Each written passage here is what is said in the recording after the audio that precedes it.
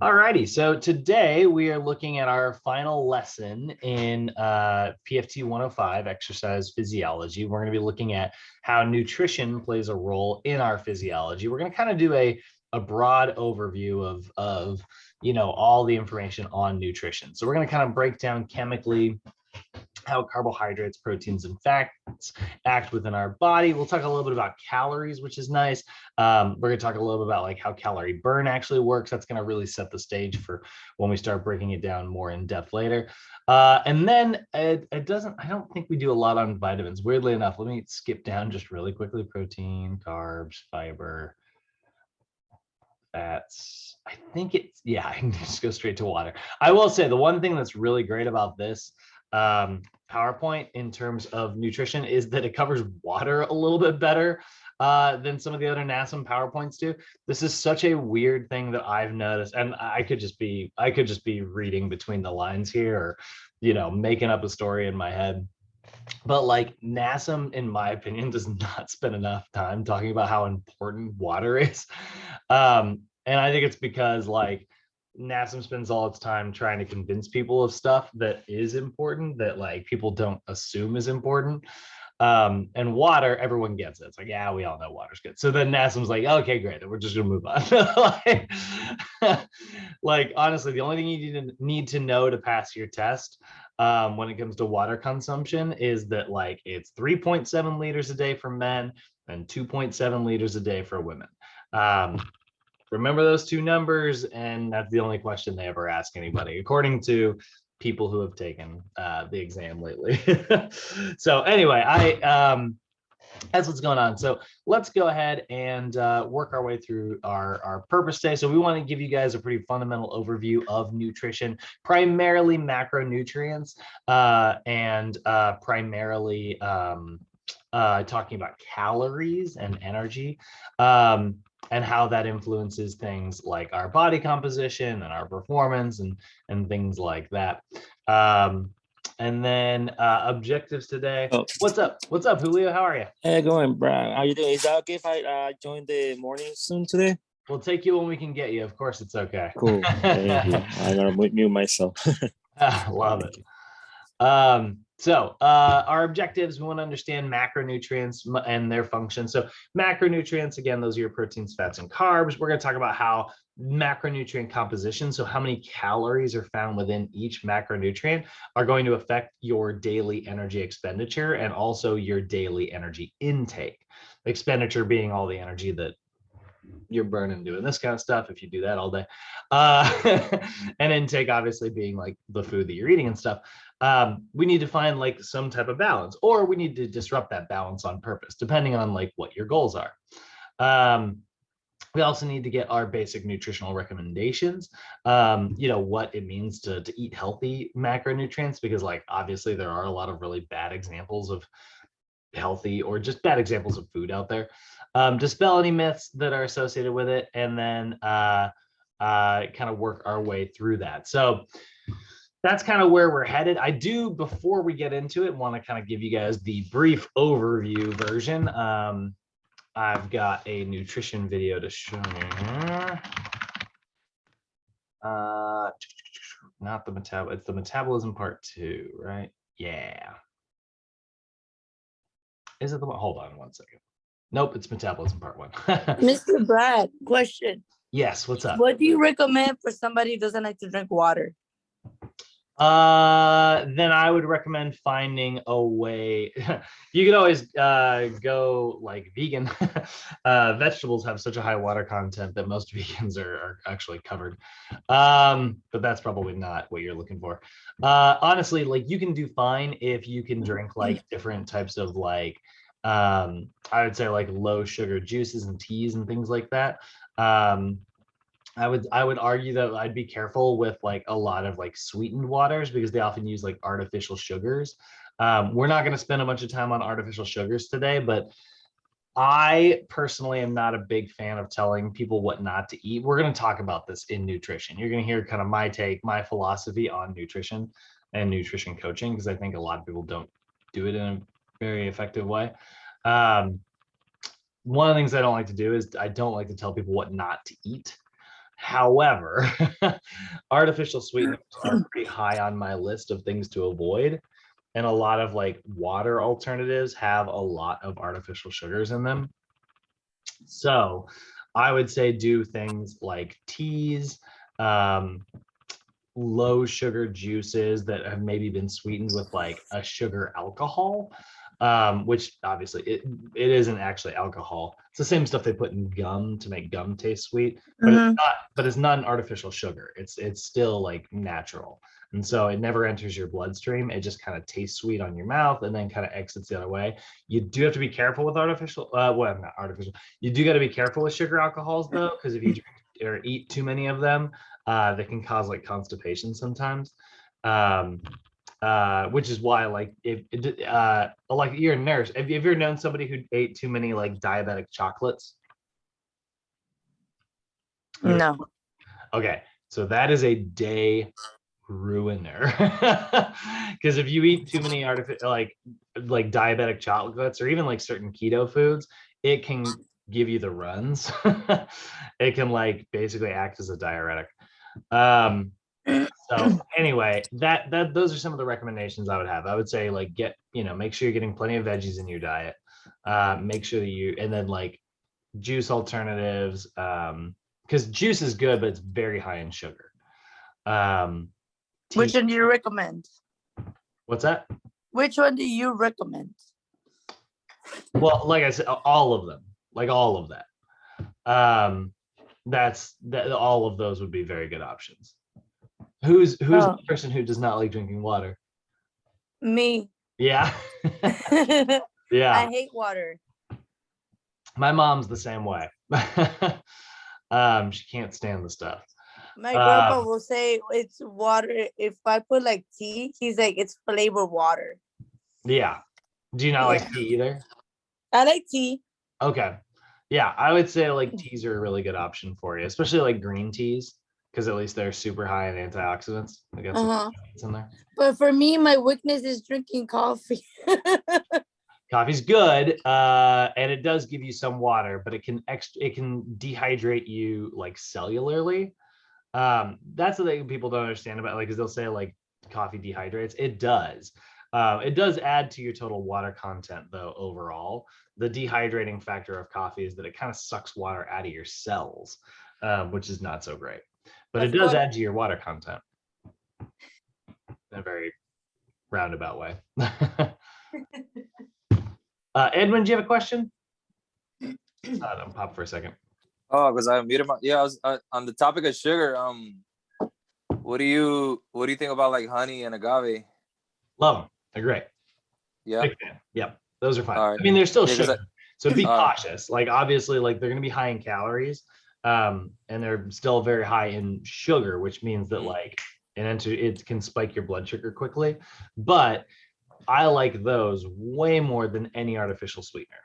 All right, cool. Yeah, because I used to use honey on my oatmeal, but now I started using agave, like a small tablespoon of agave like every morning, Yeah, that stuff works great. All right. And then if you guys want to sweeten up, Alexia, if you want to sweeten up things with like stevia, I think stevia can also be a really good sugar alternative. Cool. Okay, yeah. I got one it's gluten free by Keto. Oh, okay. Like a keto juice? No, it's a sugar. Oh, that's Swerve? Is that what it's called? I don't know. It's the blue bag. Does it look like this? I just know the color of the bag. Okay. All right. Well, anyway, yeah, that's probably a sugar alcohol. That stuff's fine. Just be careful not to use too much of it. You'll be stuck in the bathroom all day. It's not unhealthy. It's not unhealthy. It'll just if you do way too much of it all at once, it can, it's not bad for you, but it is bad for your day.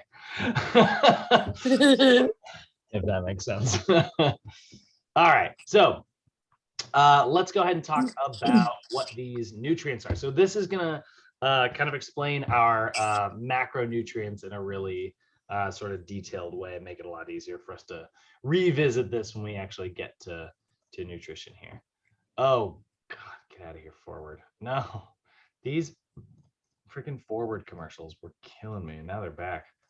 All right, here we go. Oh, I gotta share sound. I weigh about 80 kilograms. Most of that, let's say 64%, is water, though you can't tell by looking. I mean, as organisms go, I like to think. Wait, did we already watch this one? I might have this wrong. I thought we watched. Oh boy, hold on. Let me skip forward a little bit. I might have picked the wrong one.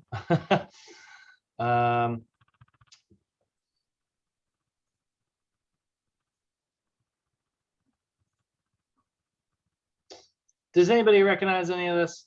I'm sorry. I am either freaking myself out or or we didn't watch this. Enzymes, which are responsible for pretty much every chemical. I don't think we're watching. Body. No, okay, all right. I must be crazy. I just thought I remember hearing that joke, the 80 kilograms fairly solid thing before. I might be just going crazy. Could also be when I was planning my lesson. I don't know. All right. What's up, Arlene? Hello. Okay, here we go.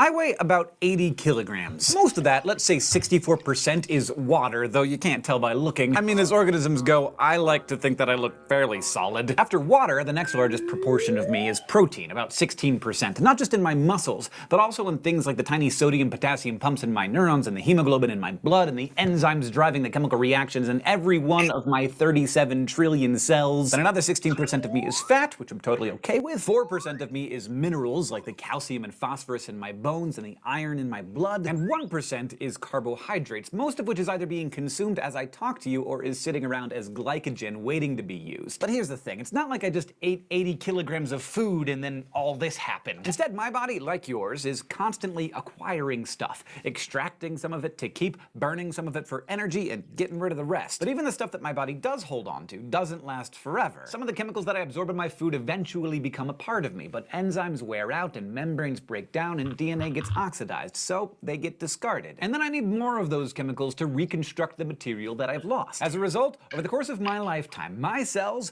will synthesize somewhere between 225 and 450 kilograms of protein. That's like 3 or 4 or 5 separate me's just made of protein. And all the protein and fat and carbohydrates and nucleic acids that make up me, of course, come from food. Every organism has to keep taking in and breaking down food to keep resupplying itself with the raw materials it needs to survive. And all that activity requires energy, which we also gain from food. So how do our bodies actually convert what we eat into energy and raw materials? The answer is a never-ending series of reactions that are dedicated to doing two vital and totally contradictory things. One set of chemical reactions destroys the reactants that you give them, reducing big, complex substances into molecular rubble, and the other set reassembles that rubble into new and bigger products that are put together again to make you. So our bodies are constantly reinventing themselves in a perpetual state of loss, but also always rebuilding. And even though all of this is happening at the cellular level, its consequences could hardly be larger. These two sets of reactions are where everything that we've learned so far about the digestive, endocrine, circulatory, and respiratory systems really starts to come together. Together, these processes make up your metabolism.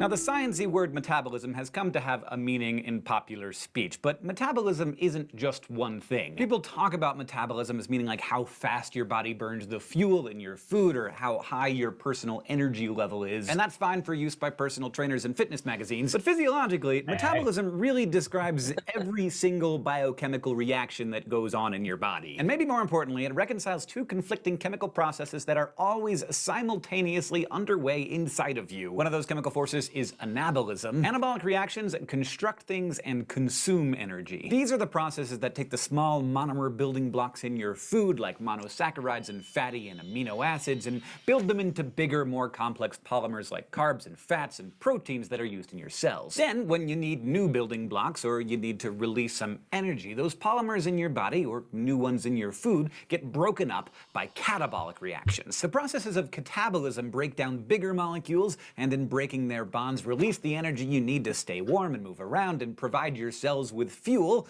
to build those polymers back up again. To be honest, your metabolism is a lot like Sisyphus. It works really hard, but it is never finished. And the boulder that your inner Sisyphus is always pushing uphill and watching fall back down, that's nutrients, the molecules that your body is forever breaking up and then rebuilding only to have them break apart again. And these nutrients, the materials that your body needs to build, maintain, and repair itself, come in 6 major groups. By volume, the majority of what we consume and what makes up our bodies is water, so that's maybe the most vital nutrient. Then there are vitamins, compounds that come in either fat-soluble or water-soluble forms. They aren't used as building blocks or for energy, but they're essential in helping the body make use of other nutrients that do those things. Vitamin C, for example, helps improve iron absorption, while vitamin K is crucial to blood clotting, and some B vitamins are important in the production of ATP from glucose. Minerals, like vitamins, don't provide fuel, but they have all sorts of other functions. Calcium, magnesium, and phosphorus harden bones and teeth, while iron is, of course, crucial in hemoglobin. Plus, potassium, sodium, and chlorine help maintain your body's pH balance and are used in action potentials. So water, vitamins, and minerals are all necessary. But the 3 major nutrients that everyone always talks about, the ones you find on food labels from oatmeal to Pop-Tarts, are carbohydrates, lipids, and proteins. Most of the carbohydrates you've ever eaten, with the exception of lactose in milk, originally came from plants. Mono and disaccharides come from fruits, honey, sugar beets, and sugarcane, while polysaccharides, starches, come from veggies and grains. The main thing you need to know is that the monosaccharide glucose is the be-all, end-all molecular fuel that your cells need to make ATP. ATP being the molecule that your cells use to drive anabolic reactions when they need to make new polymers or get anything else done, whether that's operating a sodium-potassium pump or detaching the head of a myosin filament to contract a muscle. But ATP is too unstable to store, so cells often store energy in the form of glucose, which they can then catabolize and convert to ATP when they need it. Now, some of your cells can get their energy from fats, but many of the most important ones, like your neurons and red blood cells, feed exclusively on glucose, so most of the carbs that your intestines absorb are converted to glucose for that reason. But if it's not needed right away, that energy can also get stored as glycogen in your liver and muscles, or converted to glycerol and fatty acids to make triglyceride fats. And even though there seems to be some kind of marketing war going on against dietary fats, we most definitely need them. The fats in your adipose tissue store energy, of course, but they also store fat-soluble vitamins and cushion your organs. Lipids also form the myelin that insulates the neurons in your brain and throughout your body, as well as the oil in your skin, and they provide the vital calorie content found in breast milk. But there are other important lipids like cholesterol, which is the precursor to things like testosterone and estrogen, and of course phospholipids, which form the cell membrane in every single one of the 3 dozen or so trillion cells you have. Now, if you're into eating meat, a lot of the fat you ingest might come from that, but guess what? Plants have fat too. Plants use lipids for energy storage just like we do, except they do it in fruits and nuts and seeds, which, when you think of it, are kind of like plant breast milk. It's food for their growing babies. Either way though, when you eat lipids, your body breaks down triglycerides into glycerol and fatty acids. Those molecules can then be processed and used in the making of ATP, or they might be converted into other kinds of fatty acids, which your cells can then reassemble into your very own triglycerides or phospholipids. And your liver happens to be great at converting one fatty acid into another, but there are some it just can't synthesize. For example, omega-6 and 3 fatty acids are called essential fatty acids because your body can't make them, so they have to be ingested. They get turned into all kinds of useful molecules, like the ones used for synapse formation in the brain and for signaling inflammation during the healing process. But if carbohydrates provide energy and fats insulate and store energy, then just about everything else is done with proteins. They form the bulk of your muscle and connective tissue, but they're also what the ion channels and pumps are made of in your neurons and muscle cells, and they make up your enzymes, which are responsible for pretty much every chemical reaction in your body. In other words, your body runs on protein, and pretty much is protein. Nutritionally speaking, meats, dairy products, eggs, legumes, nuts, cereals are all particularly high in protein. But because everything we eat was once alive and every cell of every living thing contains protein, as long as you're eating whole foods, you're at least partially restocking your protein supplies. That might seem like you'd have to eat muscle to make muscle or eat enzymes to make enzymes, but that's not how it works. Since all your proteins are made up of just 20 amino acids, the differences between the thousands of unique proteins are simply in in the sequence of those amino acids. And of course, you have a specialized molecule that knows just which amino acids to put together in what order to make a certain protein. It's called DNA. When you consume some hamburger, for example, the protein actin in the meat gets catabolized into its component amino acids, which gets mixed up with all of the amino acids from all the other proteins in the meat, like the collagen and elastin and titin and myosin, as well as all of the proteins from the bun and the tomato and the mayonnaise. Those amino acids then get reassembled using anabolic reactions into your very own but somewhat different proteins as defined by your DNA. Each cell is like a picky little Gordon Ramsay, and it has to have every amino acid needed, every ingredient present, before it will even think about starting to make a protein. And just like with your lipids, your cells can improvise and convert some amino acids into others if they're missing an ingredient. However, there are 9 essential amino acids that you cannot make from others and have to eat. Now, lots of foods don't provide every essential amino acid, but when you combine foods like beans and rice or pasta and cheese, you do get all of the essential amino acids, which is important because remember, after water, you are mostly made of protein, on the order of 16%. But what about the 1% of you, the carbohydrates? How that tiniest fraction of you ends up creating all of the energy is what we'll discover next time. But for now, you've learned all about the vital nutrients, including water, vitamins, minerals, carbs, fats, and proteins, as well as how anabolic reactions build structures and require energy, while catabolic reactions tear things apart and release energy. And together, these competing forces form the wonderfully conflicted process known as metabolism. Thank you to our headmaster of learning, Linnea Boyev, and thanks to all of our Patreon patrons whose monthly contributions help make Crash Course possible, not only for themselves, but for everyone everywhere. If you like Crash Course and want to help us keep making videos like this, you can go to patreon.com/crashcourse. This episode was filmed in the Dr. Cheryl C. Kinney Crash Course studio. It was written by Kathleen Yale, edited by Blake DiPestino, and her consultant is Dr. Brandon Jackson. It was directed by Nicholas Jenkins, edited by Nicole Sweeney, our sound designer is Michael Aranda, and the graphics team is Thought Cafe. Okay. I sat there the whole video and was just thinking about, like, how can I keep someone hydrated without drinking water? Alexia, one other tip I have, you can eat a lot of soup in your diet. That can also have a very positive benefit on your water intake. I'm sorry, but I called soup is for sick people, meaning what they have a flu and a cough. I don't like soup. My God. You're gonna end up dried out like a piece of jerky at some point. I gotta eat steamed vegetables, but no soup. Okay, steamed veggies are very good. That has a high water content. It doesn't lose very much in the boiling process, doesn't pull them out. Okay. So let's go ahead and work our way through all of these macronutrients here. But first, let's go ahead and define nutrition, and then we're going to start with calories, which actually are not nutrients. In fact, they're not even really something necessarily that exists in a very tangible way. So nutrition, you guys have seen this definition before, is the sum of processes by which an animal or a plant takes in and uses food substances. So when we're talking about nutrition, we're talking about how every plant out there, every animal out there is going to take in what is considered a nutrient for them, break it down, and use it, right? So here's a fun little fact for you, right? So we've got 6 essential nutrients in our diet. We've got proteins, fats, and carbs. Those are our macronutrients. We've got vitamins and minerals. Those are our micronutrients. And we've got water. Now, you guys will remember, if you get, let's just focus on the 3 macronutrients: proteins, fats, carbs, right? So let's say you don't get any like carbs in your diet. Let's say you're on a 0 carb diet, keto or something like that, right? So carbohydrates are our body's favorite source of energy, right? So our body prefers to use carbohydrates for fuel because it can be broken down so quickly and just releases a big amount of energy. It's very good for glycolysis. We know glycolysis is fast, right? So if if I want to sprint, I can really rely on glycolysis, which is great. Or if I want to lift really, really, really heavy, I want to put on some muscle, it's going to work really well. It's going to pair very well with me training primarily in glycolysis, right? But then we've got fats as a fuel source as well. We know fats need to go through beta oxidation, which means they need to kind of skip glycolysis and go straight into the Krebs cycle. Well, the Krebs cycle kind of needs to take place in the background well, I'm sorry, it needs to take place in the foreground while glycolysis is taking place in the background. So we can metabolize fats as well. When that's what you guys are metabolizing right now, I'm assuming, because I'm assuming everybody's probably seated or maybe just walking around. You know, I don't think anybody's like at a full sprint right now.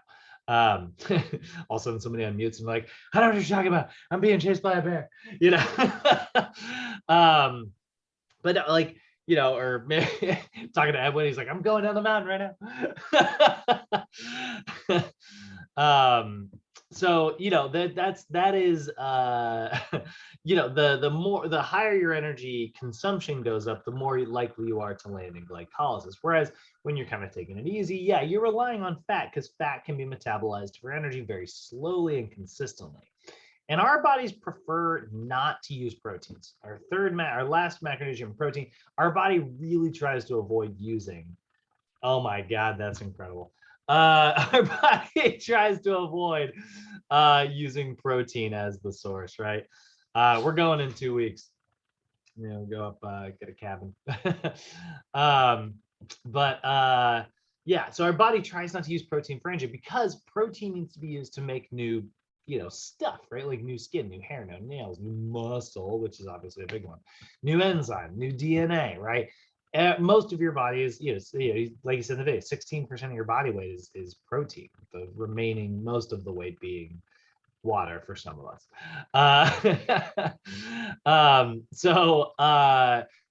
We don't like using protein for fuel. Well, here's a fun fact for you.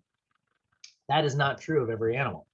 It's true of us because we are omnivores, right? So humans are definitely like omnivores in that we can eat, you know, meats and we can eat plants and we can do very well with both, right? But you look at like certain carnivores, I don't know anything about like a dinosaur DNA, you know, or physiology, but you know, fun fact about cats. I don't know if anybody in here has a cat or has a history of owning cats their whole life. And I'm sorry if this is like rough to bring up, but one thing that often takes like a lot of cats out, one thing that a lot of like cat owners struggle with often is kidney problems. Cats often have like a lot of kidney problems. It's just kind of common because of their overall physiology. Because here's like the fun thing about cats. They actually don't eat, they are strictly carnivores, you know. There's no such thing as a vegetarian cat. It does not exist because they cannot really do anything with glucose. So glucose is like our favorite source of energy. Cats don't really rely on carbohydrates for glucose. They don't have a digestive tract that can break it down, which is one of the reasons why they also don't have taste receptors that can taste it. If you give a cat something really, really sweet, like if you see those videos, actually, you know what? This will be fun. You guys ever seen this video? These poor cats. Of cats eating ice cream. Has anybody seen this? Cats brain freeze. So this is poor. This is horrible. This is just like a bunch of cats getting brain freeze. They all kind of do the same thing. Oh. Hey, you got any big boozer? Yeah, but It's official. We've crossed a threshold in class. We are officially watching cat videos. I mean, this takes place on the internet. It was inevitable that it was going to happen one day. Oh, 2 ads. So anyway, no, so cats, like, they may be eating that ice cream, but what's funny is like we eat ice cream generally because it's very sugary, it's very sweet. Cats can actually only taste the fats and the milk proteins. They can't taste any of that sugar. This is somebody, I think they edited this out. My God. Oh. Okay, anyway. We do that all day. So cats actually can't taste it. They don't have taste receptors for it.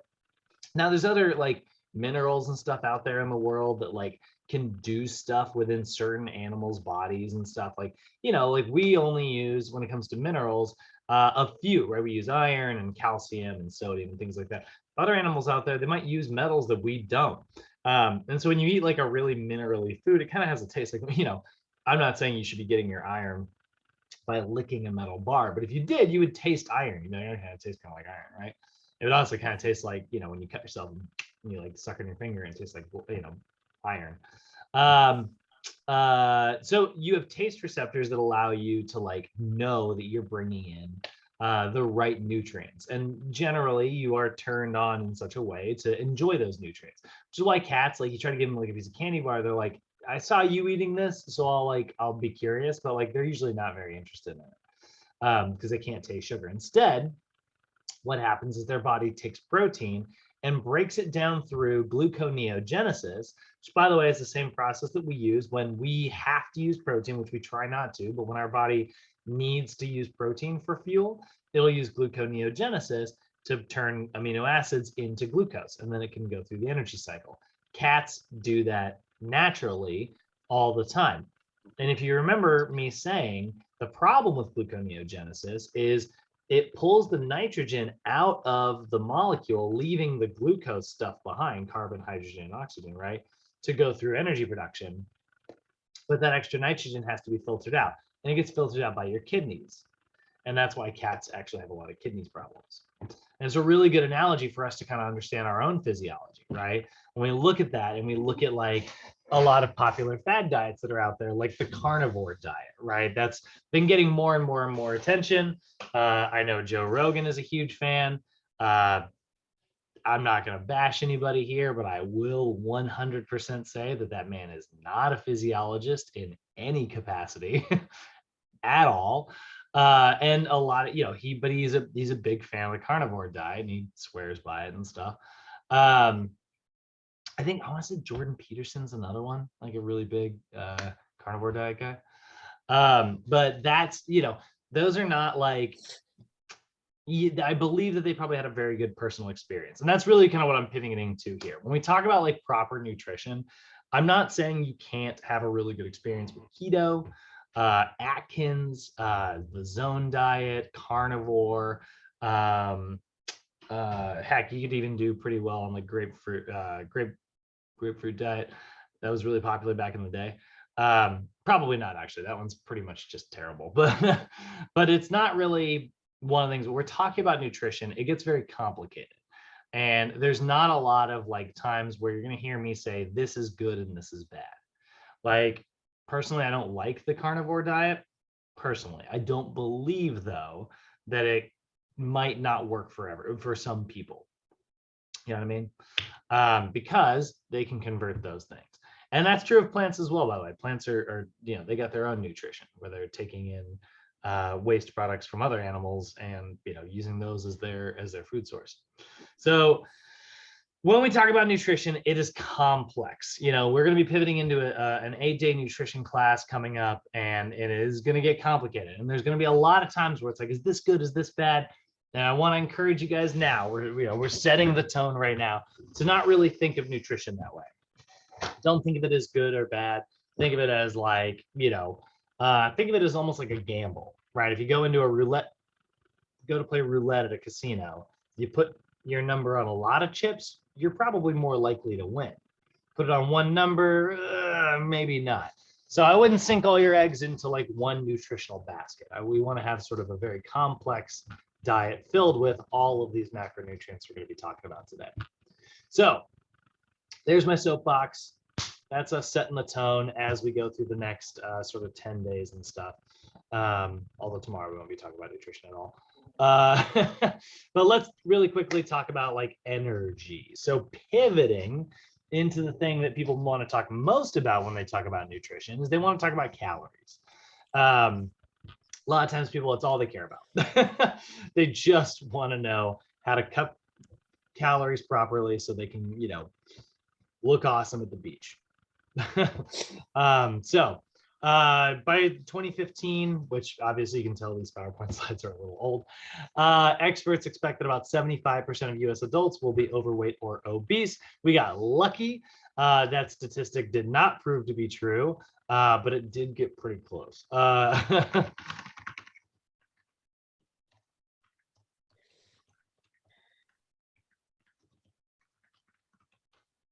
I think we got 72%. Obesity at about 40%, actually 42.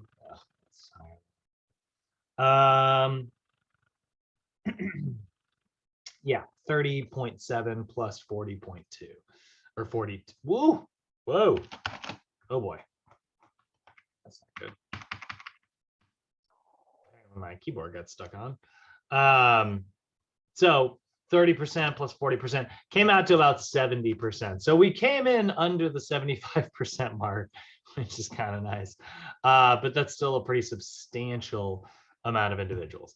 And, you know, not making any judgments when it comes to like body composition and stuff, other than the fact that we do know that it is unhealthy. It is not a, we know there are certain side effects. Now, that being said, there are lots of people who could be like overweight categorically, you know, like honestly, like I'm on the cusp of being overweight. Like muscle mass is relatively heavy. I'm sure a lot of people in this call actually are probably on the higher ranges when it comes to like being overweight and stuff. Because like this is a room full of people who are likely lifting weights regularly. If that's the case, okay, great. You know what? That means that like you went into the casino. Yeah, you put your number got put on the overweight slot, and then it's just empty everywhere else. You know, like, so are you gonna win? Probably not. But you know, it's like when you're overweight and you have high cholesterol and you have this, that is where when you put your chips down on more numbers, you start to run into problems. And that's why we need to talk to our clients about like body composition. It's not coming from a place of, you know, judgment or anything like that. It's coming from a place of like, this is increasing your risk of like X, Y, and Z. Does it mean you're going to get those things? Not necessarily. It's just an increased risk. So facts about weight loss and weight gain are simple. So right now I'm going to tell you exactly how it works when it comes to like losing weight or gaining weight. And this is the one thing that is irrefutable and absolutely true. And it probably won't feel that way. If I've got anybody on the call right now who has really struggled to change their body composition, if you've really struggled to like lose weight or you've really struggled to like gain weight, if that's where you've been at for quite some time, this might not feel true, but I promise you this is the most true thing I'm going to say today. The fact about how weight loss occurs and how weight gain occurs, it's really simple.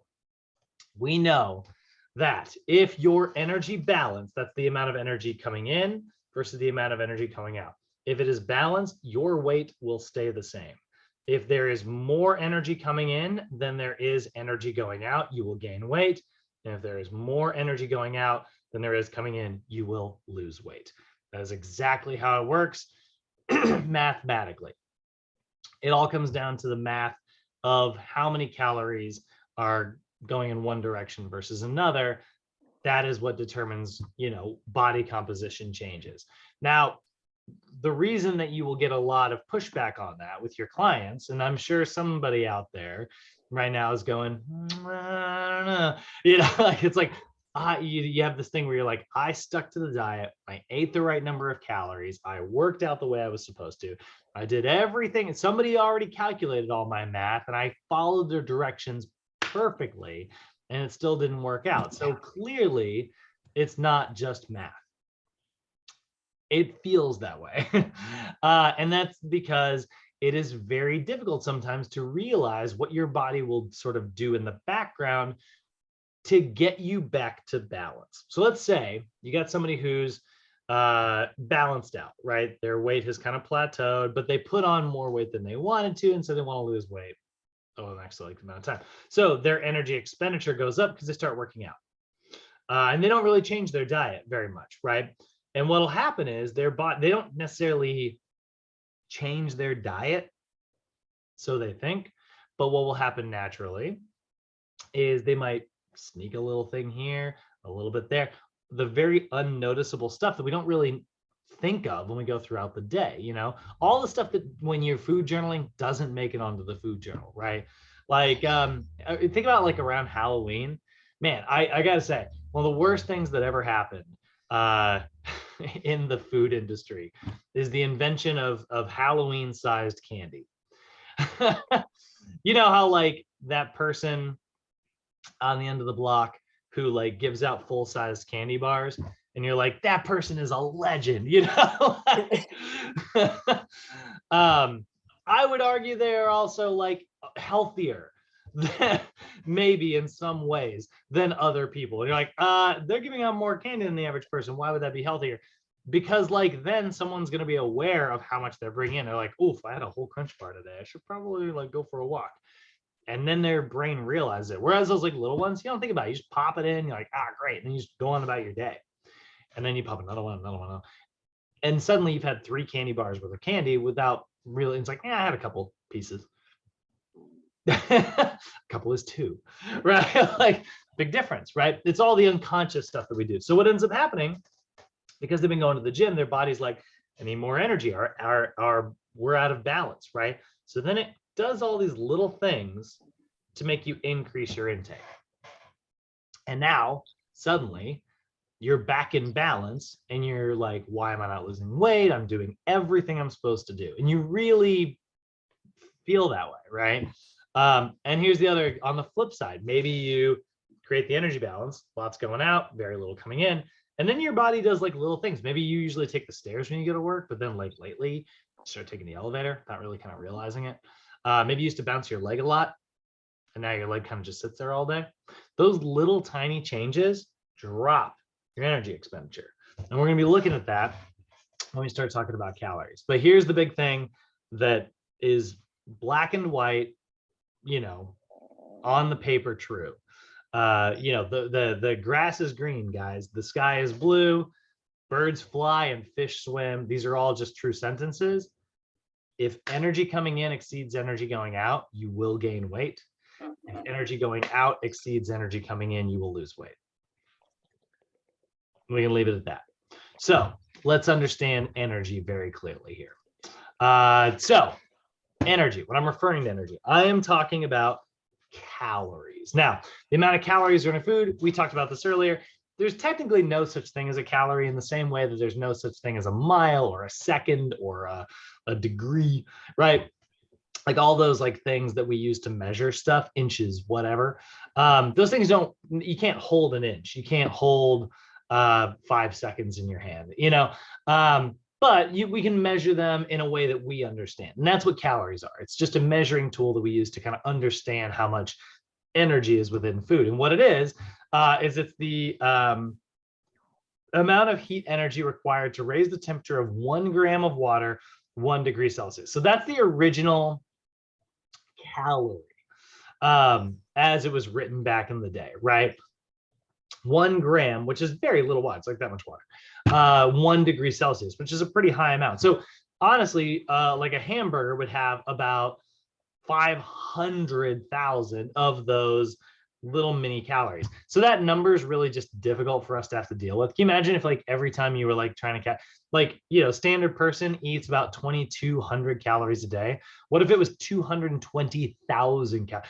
It would just be difficult mathematically. So instead we came out with a new system and we divided it by 1,000. We said an uppercase calorie, which is what we actually think of, is known as the kilocalorie. That's 1,000 of the lowercase c calories. This actually should be lowercase c. It's gonna tell me that I got it spelled wrong. Whatever. So that's the actual. So it's actually 1,000 of those lowercase calories. So we just divide it by 1,000, and then we have what we call a kilocalorie. But because we live in the U.S., we don't use kilo anything. We just have the difference between an uppercase c and a lowercase c. Lowercase c is the one scientists use when they're actually analyzing food. Uppercase c is the one that we use in our everyday life. And that's why sometimes when you're, you know, looking at the numbers, like for instance, if I look at like milk, all right, let's take a look at milk nutrition here. I'm just going to pull this up really simply. Oh, actually that has decimals. Sorry, I'm going to pick one that doesn't have decimals because I want to be, here's like a standard 2% Mallows brand milk, right? So 5 grams of fat, that's going to be 45 calories because there's 9 calories per gram. So 5 times 9, 12 grams of carbohydrates, and there's 4 calories per gram. So that's going to be 48. And then 8 grams of protein, that's 8 times 4. It's also going to be 24. So 24 plus 48 plus, what did I say, 45. That's 117 calories. But this says 130. What gives, right? Like Well, that's where the scientists who measured this originally, they were using regular old calorie, and it's like the numbers are not, so they're allowed to round in different directions because like we're using all of this divided by 1,000. There's actually lowercase c calories. There's 130,000 calories with lowercase c in this 1 cup of milk. And so it would probably be, the math is very different. So they're allowed to round, and that makes our lives easier. Is that 20 calories difference going to kill us? Probably not, so that's why we're able to round. And that does drive me crazy. I hate talking about calories. I hate talking about the definition of calories. Calories can be fine to talk about, but the difference between like lowercase c and uppercase c, I was like, you guys gotta come up with a better distinction. That's so complicated. Or the US just needs to go metric. Like one of those things needs to happen. Any questions so far, guys? Any questions or comments? How are we all feeling? Good. Good. Love that. Love it. I think Edwin's, did you guys both go good? Yeah. Maybe, I don't know. I couldn't hear when I was talking. You guys, I'm rubbing off on it because I'm always like, cool, let's go. All right. So let's look at how many calories you burn each day. So there's a couple things that go into how many calories you burn every day. And that total burn, the actual number of calories. So like, let's say at, 12 o'clock this morning, at 12 a.m., we had like a little, something, and we started measuring how many calories you're burning, and now you're living your life. Like my watch, which I was wearing, wear to bed, says that I'm currently at about 1,300 calories burned overall, right? So that's how many calories I've burned today. So that's my total energy expenditure. It's estimated. It's probably not perfect because obviously it's just doing a little bit of fancy math in the background, but there it is, right? So our total daily energy expenditure is everything from 12 a.m. to 11:59 p.m. that day, right? It's a 24-hour day. It's the total amount of energy, the total amount of calories you burn in a typical day, right? Now, obviously, actually measuring that perfectly, probably impossible. I mean, honestly, no matter who's, you give a mathematic genius, you could have somebody hooked up to a machine all day. You're probably not going to get it perfect. But we can get pretty close with some good math, and this is where, nutrition and math go hand in hand. We're going to be doing a lot of math, unfortunately. We'll get into calculation. We'll get into the calculating numbers, by the way, in the next course. Like we'll get into that when we get to actual nutrition. But for today, let's go ahead and take a look at a little pie chart here and show you the three things that make up your total daily energy expenditure. The amount of calories, that's uppercase calories, spent on average in a typical day. That is all of the energy from you moving around. It's all of the energy from you existing, just your metabolism just kind of running. And fun fact, it's also all the energy that it takes for you to process food, which is, takes a little bit of energy, right? You gotta spend a little bit of money to make a little bit of money. So the big one that honestly accounts for about 70% on average for most people in terms of like their energy expenditure each day. 70% of their energy expenditure is what's known as your resting metabolic rate. Now, some of you guys might be familiar with the basal metabolic rate. You'll hear that. That's the BMR versus the RMR. They're essentially the same thing. Okay. So if anybody ever out there has like bought one of those, like a diet that a personal trainer is selling, if you've ever gone to a website that told you like how to calculate your numbers and stuff, it was listed as basal metabolic rate or BMR instead of resting metabolic rate, which is RMR. Basically the same thing. There is a slight definition difference. I will go over that in nutrition. It's basically just on how it's measured. But we are assuming our math is perfect in this scenario, so we can just use RMR. We have to, and you have to do things that way. You have to assume that your math is perfect. even though obviously if I'm doing the math, it's probably not. But obviously there's stuff at play in the background, and that explains things when we run our numbers and it doesn't work, you know? And this happened to me. Like I've been like going through like a cutting cycle, and I'm like, I do all the math. And I'm like, that's how many calories I have to eat every day, and here's how many hours I have to work out per week. I run all the numbers, and I've done it. I'm like, all right, I should be losing about like, 1.2 to 1.4 pounds per week. And then I go through it like 3-4 weeks in, and I'm like, I only lost like about a pound a week. And it's like, my math's off. Something's happening. So I have to make it a small adjustment of maybe 1 to 200 calories. Okay, that's pretty manageable, that is, but we have to live under the assumption that our math is perfect. Otherwise, we don't have a starting point. We don't get to ever start our diet. So resting metabolic is the amount of energy that you expend at rest. So here it is, right? Here's the weird example. If I were to, if somebody were to like walk into my room right now and conk me on the head, and I ended up just like sleeping for the next week or so,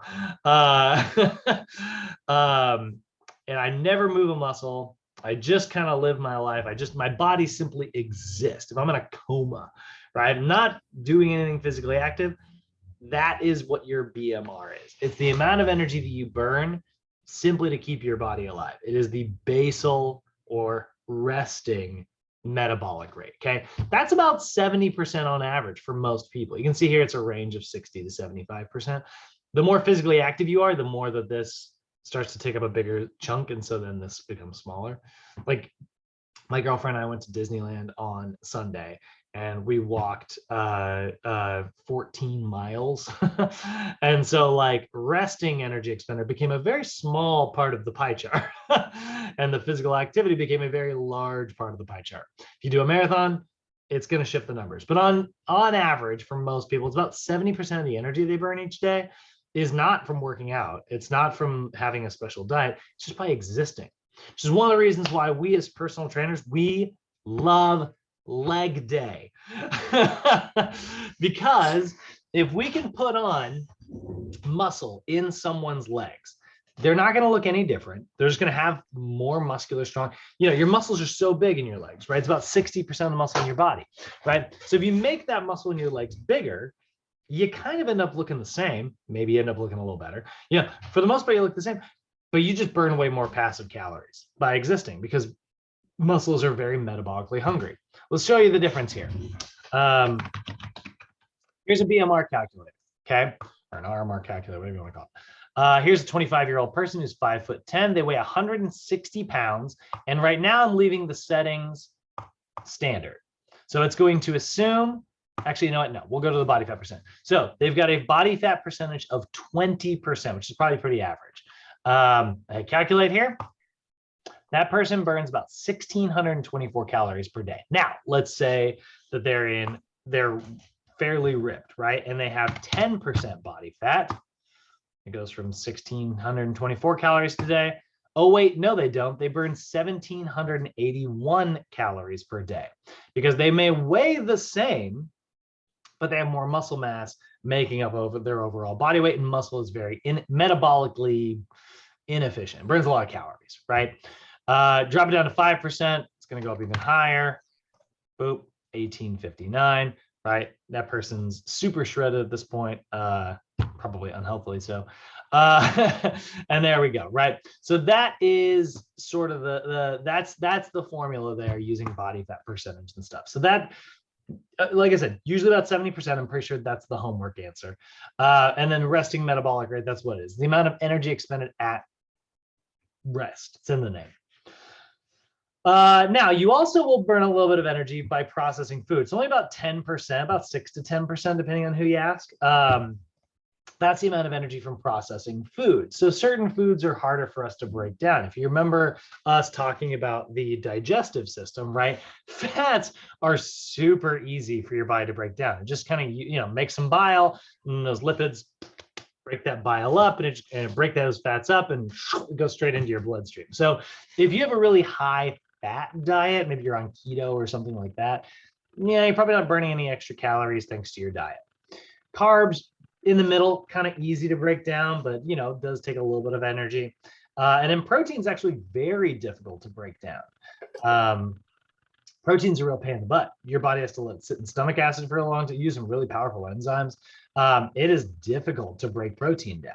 So when it enters into, your body actually has to burn a little bit of extra energy. So generally for most people, it might be that like they burn 10% of their calories every day on a standard diet. Maybe somebody who's on like a keto diet would maybe burn closer to 8%.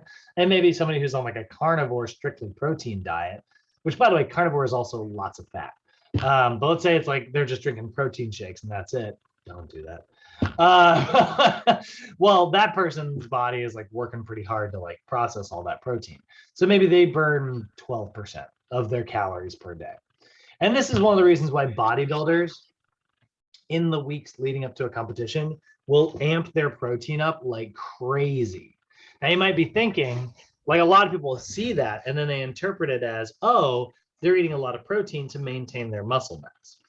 Your body's not any better at building muscle due to excessive levels of protein. Just because like you gave your body more protein doesn't mean that it will build muscle better.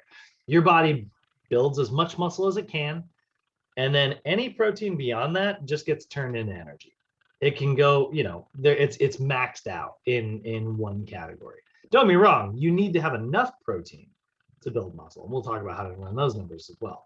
But going beyond it doesn't really do anything for it. It just gets turned into energy.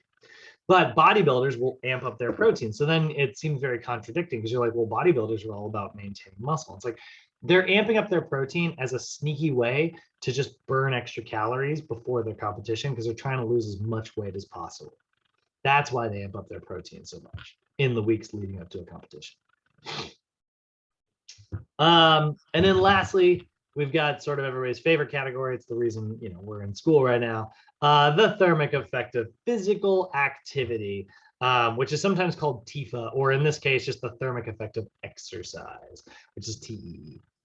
And that's associated with physical activity. This is about 15 to 30%, depending on the person, right? If you're pretty sedentary, it's probably closer to 15. If you're pretty active, it's probably closer to 30. We rounded in the middle, we said 20%, which is not actually the middle. But that's your TEE. It takes up a good chunk. If you're very physical, there are definitely days where like I'm lifting normal weights. It burns a pretty good amount of energy, but it's not like anything like not like playing a game of Ultimate. Saturdays and Wednesdays, my pie chart definitely shifts a lot, So does it really matter what that pie chart is? Not necessarily. Because again, at the end of the day, the only thing that really truly matters is the amount of energy coming in versus the amount of energy going out. Processing food is energy going out, physical activity is energy going out, and existing is energy out. So if we can make all of these things higher, we're going to have more energy going out. So if I increase my physical activity and start exercising an hour a day, right? Boom, there we go. My energy expenditure goes out. And if I continue to leave my diet alone, well, now I've created an imbalance, which means my body's going to lose weight. If I start eating more like fibrous foods that are harder to break down, I might increase the amount of energy going out. So that's nice. And then if I start building muscle mass because of all this physical activity that I'm doing, my body's going to burn more energy. So I'm going to have more energy going out, and it's going to be easier for me to maintain my body composition. Does that make sense to everybody? Yes. Cool. Yeah. Yes. That was actually one of my questions, like, the keto and the carnivore, like, I would guess you would burn less. Yeah. We won't have a whole day, but we'll have like a day dedicated where I'll break down some of the most common fad diets. I'm not anti and we'll talk about intermittent fasting as well. I'm not like against those diets and stuff. But I will say there is not a lot of like long-term evidence to suggest that they are superior to a standard diet. However, so many people have had success, and you may have like a story where like, well, I did this and this is what worked really well for me. Right. That doesn't mean that it's going to work well for everyone, but it did work for you. So like, why not do it? It didn't hurt you and it did help you. So That's like, Oh, go ahead. Sorry, David. Go ahead. I was gonna say, so essentially, like, that's the thing I was gonna say, like, during the classes. So every diet, I feel like you can recommend somebody a diet based on what you think might work for them. You know, like you talk to them, like, oh, this doesn't work for me, so you might try to hand them something. But at the end of the day, it's kind of like it's kind of hard to make a diet that's like that super accurate because everybody's just different, you know. And you could be Yeah. like, well, this worked for me, but it might not work for you. You could try it, but you know. Right. It might not work for you the same way it worked for me, Which which is- is actually like it leads into my second question. Do you Okay. believe in the steak and eggs diet? I've never heard of the steak and eggs diet, Really? but I'm probably not a fan. Well, how does the steak and eggs diet work? I don't, I'm actually not that well knowledge on it myself, but there's this guy named Brandon Carter. He made a video on it, and then he got a lot of backlash for that video. So both There's a doctor out there that's super heavy on like the carnivore diet. I tried it for 3 days, and the best thing I noticed was like my joint pain and everything was like gone. But by day 3, I had a bunch of chicken from Pollo Loco. Ended up getting food poisoning, and that's where it stopped. That sucks. Yeah. Also, yeah, but it gets old. I love meat, but like eating it, like only eating meat, like it's hard. Yeah. So yeah, it's an interesting thing, Dave. Like, so I'll have to look that up, but I will say steak is very high in saturated fat. Eggs are very high in saturated fat and cholesterol. Steak is very high in cholesterol. Now, there's not necessarily a huge link. We used to think there was a big link between like cholesterol intake and cholesterol in the body. We're finding that maybe that's not 100% true, but that's not confirmed yet. So if you're asking me what's safer, it's probably safer to listen to old recommendations, even if they might not be quite updated. Because we do know those recommendations didn't hurt anybody necessarily. Whereas this one could, you know. But I will also say like both of those things are pretty low in like fat soluble vitamins. They're pretty good in water soluble. Like, you're going to be packed full of B vitamins, which is why a lot of people who go on carnivore feel like they have a lot of energy. But I would say like you're definitely missing out on like a lot of vitamins and minerals in a diet like that. So yeah, so we'll definitely be talking about those. All right, so here are various formulas. I got these listed. We're going to see these in a couple days. There's the original. This is the Harris-Benedict formula. This was kind of the first most popular way to calculate someone's basal energy. So we talked about how that basal metabolic rate's really important. Your resting metabolic rate, because it tells us how many calories you burn simply by existing each day, and that's the biggest chunk. That's the math, right? So when I pulled up that little calculator, you know, you can actually see down here, if you go to settings, which formula you want to use. You can use the Harris-Benedict. You can use what's called the Mifflin-St. Jeor, which I think is the second one. No, actually, they don't have Mifflin up here. There's the Catch-McCardle. There's the Cunningham equation. There's so many equations out there, guys. Which one's best? Again, I don't think it necessarily works that way. If you do them all, they're going to come out pretty similar. Like here, again, 25 years old, 5'10", 160 pounds. Mifflin-St. George got this person at 1,717. Harris-Benedict's got them at 1,772. That's a difference of about 60 calories. It's not that big a deal. Catch-McCardle, which actually takes into account body fat percentage, that one I like. That one tends to be the most accurate, in my opinion, because now you've got a second variable coming in. So which one's best? I don't know. I don't think it works that way. I think what you do, and this is going to be true of when you guys notice, when you start working with your clients, what you should do is track their numbers very consistently.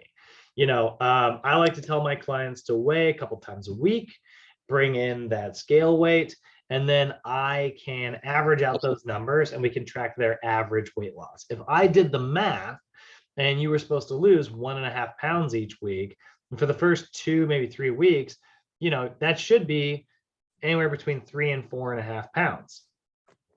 But if my client only lost maybe 0.5 pound each week and they only lost 1.5 pounds, mathematically something's off. Now, I could freak out and make a huge adjustment because that's actually fairly substantial, those numbers, and be like, oh, we got to cut another 500 calories out of your diet. I don't like that. Often what I will do is I will commit to, let's drop another 100 calories or add another 100 calories worth of cardio, weightlifting, whatever, into our day. Let's get another 100 calories burned or reduce our intake by another 100. That small adjustment, I usually tell my clients anywhere from 1 to 200 calorie adjustments once we've calculated out your numbers. And that way, you never freak out your metabolism. Your body doesn't go, whoa, we are suddenly stranded on a deserted island and we need to conserve all the calories we've got. Your body doesn't have any way to freak out. It still stays relatively calm, and it's much easier psychologically to stick to. You don't feel like you're starving. So those are calories. I will be walking you through those tips in detail when we get to calorie day in our nutrition class. But for now, let's go ahead and pivot out and talk about what we talked about in the video. Let's look at these macronutrients. So your macronutrients, macro means big, right? So these are things that you need lots of every day: proteins, fats, and carbs. Water is not necessarily a macronutrient, although it is the thing you need most of each day. Out of everything, it's the most important nutrient. So we could argue that it's macro, but these are the 4 things we're going to spend the rest of the day talking about. So protein, right? So what the heck is a protein? Well, protein is the macronutrient that is responsible for building and repairing body tissues. So when you think about, like, certain hormones are made of proteins, certain hormones are made of fats, but a lot of your hormones are made of proteins. Enzymes, remember, those are kicking off your chemical reactions, like salivary amylase or what's in your stomach acid. Those enzymes, an enzyme is a protein, right? And then other, like, regulatory materials, right? The little, like, pumps within your cells, all that stuff. Those are all, like, different examples of proteins. Obviously, there's the very obvious examples. There's the collagen in your skin, the muscle mass that you have, right? And so your body can use protein for energy, but it tries not to. It's not very preferred in very low carbohydrate situations. So carbohydrates are considered protein sparing. You'll hear that term every now and then because in adequate amount of carbohydrates, protein doesn't need to be used for energy. You don't have to do gluconeogenesis if you have enough carbohydrates in your diet. If you don't have enough carbohydrates in your diet, then your body will go, okay, well, then I'm going to turn that protein into carbohydrates because that's my favorite fuel source. And now we don't have any protein to be used for muscle mass. Bummer, you know? So ideally, you want to make sure you're getting enough protein. Oh, and by the way, just while I'm mentioning it, it provides 4 calories per gram. So, you know, we look at a steak. Let's see. That's not going to be helpful. Oh, actually, it was. Let's say you got 2 grams. Let's say you got a 251 gram steak. I don't know. That's an 8.5. That's close to a 9-ounce steak. That's huge. Well, that's going to be 679 calories, 62 grams of protein, and 48 grams of fat. So 62 times 4, it's 48 times 9. That's 432 calories of fat, 248 calories from protein, about 680, which is pretty darn freaking accurate. So a lot of people, you think about steak, you're like, yeah, it's full of protein. I would argue it's full of fat. And 21 grams saturated, which is not great. So 4 calories in every gram of protein. Okay. Now, what is a protein? Again, it is made up of amino acids linked together. So if we look at, like, an amino acid, right, chain, the way proteins work, they're just these big long chains of all these amino acids kind of assembled together, right? And so when you take, and there's only 20 of them. There's only 20 amino acids out there. So what determines what your protein is what order you put these amino acids in, right? So let's see here. Oh, actually, you know what? There we go. Look at this. This has got a really kind of good example here. So if you look at the position, right, these are they just have 7 of them listed here. But you've got methionine, tryptophan. I don't know which one that is. Anyway, you get a bunch of amino acids here. There's like I said, there's 20 of them. You put them in this order: 1, 2, 3, 4, 5, 6. This one's going in 1, 2, 3, 4, 4, 6, 7. Right? Very different. So this first protein here, this sequence, could be, let's say, like a chicken's breast, right? And so you ate the chicken breast, then your body broke it down and it turned some of that chicken breast into collagen to make up some of your skin. It turned this one into some new DNA to go within your body, like a new cell that's getting made. This one over here became like a protein of actin. This one over here became myosin. And this one over here became melanin. And so like that's the one that colors up our skin and stuff. So now we've got all kinds of like different types of proteins in the body. There are just thousands of them. You can put these in a million different sequences. And that's all depending on what your DNA tells it. Your DNA is what tells your body how to assemble them, so you don't eat chicken breast to make muscle and something else, enzymes to make enzymes. You don't make, muscle to make muscle. You just eat any proteins. This is one of the reasons why you can't really take steroids orally. Like a lot of people will, buy steroid pills and stuff. It doesn't really work that way. It doesn't work very well because what ends up happening is it hits your stomach acid, your body breaks it down into individual amino acids. So that steroid gets broken down and becomes, collagen. That's why, again, steroids are really dangerous, but this is just a very good example. A lot of your digestive system unassembles stuff. So it's job, So that's what protein is, right? Now there are sort of classifications when it comes to those 20 amino acids we talked about. There's some different classifications here, right? You've either got essential amino acids or non-essential. Essential amino acids are essential because your body cannot make them. So your body needs to get them in the diet in order to be able to continue. Every protein you've ever made has all 20 amino acids in it. That sequence only had like 7, but that was just because it was just being simple for the example. The actual sequence would be a sequence of 20. You can make a lot of combinations out of 20 individual things, depending on the order you put them in. Again, we got thousands of different proteins throughout our body. Now, there are 9 of them that are essential. Your body cannot make those. But let's say you've got the other 11 that are non-essential. And let's say you miss one. Let's say like one of the non-essential ones just wasn't present in your diet. Somehow you just didn't get enough of whatever amino acid you needed to. So now your body's like, oh, I can't make a new protein without all 20. And we're missing number 20 over there. So what your body can do is your body can go, well, that's all right. We've got extras of these amino acids over here. And it can take those amino acids, break them down, reassemble them. And now you've got all 20.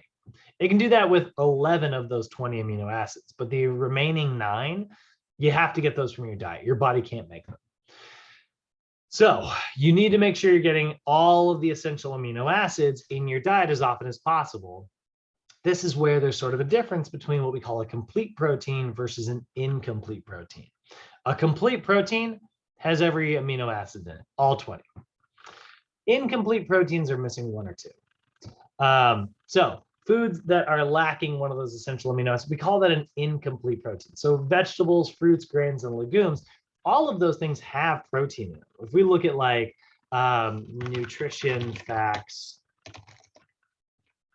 asparagus. I don't know why that's the example I picked, but if we look over here, wow, it's got about 1 gram of, well, hold on. Let's say you eat 1 cup of asparagus. You're going to get about 3 grams of protein in it, right? But asparagus is a vegetable. It's an incomplete protein. It doesn't have every amino acid present. So if you were to eat a full day's worth of calories eating only asparagus, you're going to have first off, you're gonna have the smelliest urine of all time. But let's say that was your diet for the day. Your body wouldn't be able to really do much with all that because it doesn't have enough of certain amino acids in order to be able to like synthesize new proteins. So your body's gonna have to make those proteins by deassembling other parts of you in order to do that. It'll catabolize your own muscle mass. Now it's got protein, now it's got amino acids, and it can make what it needs to make. So we are gonna try to eat as many complete proteins as we can.